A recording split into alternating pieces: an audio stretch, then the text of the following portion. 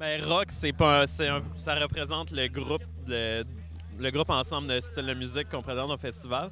Genza, je pense que c'est tiré du latin, ça veut dire un ramassis de personnes à un point commun qui a du fun. Hey yo, yeah, yo!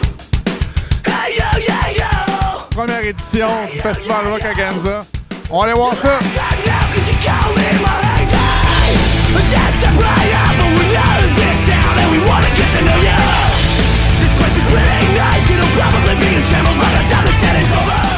Dig It Up vient de sortir de scène. Côté musique, on vient du Rockfest. On a interviewé les boys de scène 4. Ils ont dit, ils vous ont cité comme étant un de leurs followers. Comment tu deals avec ça? Oh boy, regarde. On a fait pas mal de dates avec eux autres. On a fait leur au revoir au Club Soda. Puis, c'est des chums à nous autres. Ils laissent des grands souliers. C'est quand même un groupe iconique. Puis les 5-4, on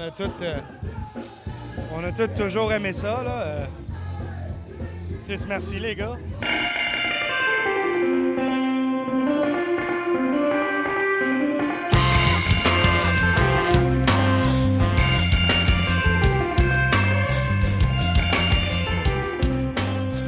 Il y a Big D et l'équipe C'est bon juste là.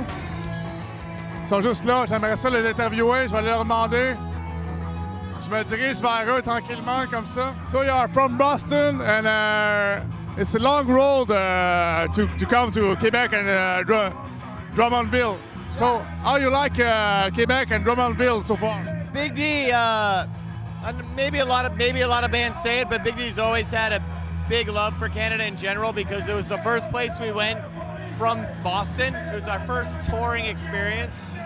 So yeah, we just showed up and we just are having an awesome weekend, and we're getting a really good taste for the Less Than Jake tour in October. Have you tried the poutine? Oh, we do it every time.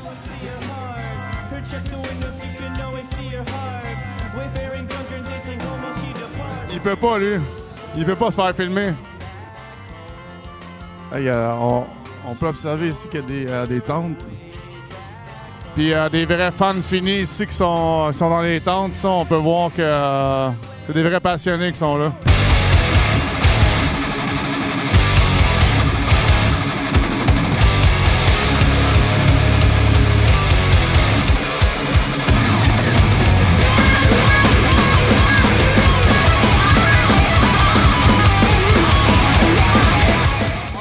Du vrai hardcore, 100% dans ta face au Drummondville, au Rock à Genza aujourd'hui.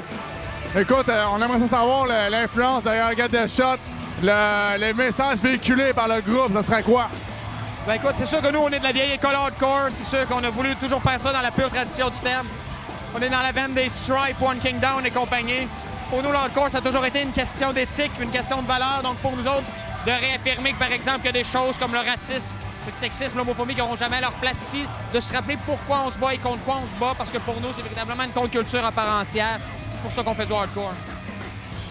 Qu'est-ce que tu penses, le monde qui pense à l'agressivité, tu sais, derrière ça, derrière ce style-là, le musical-là, est-ce que le message passe bien d'après toi ou on sait pas, tu sais, le monde, ils sont mitigés?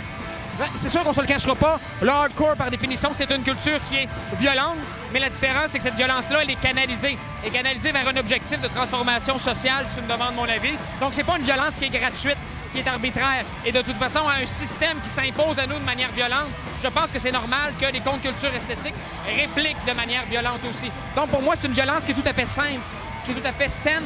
C'est un exutoire à part entière.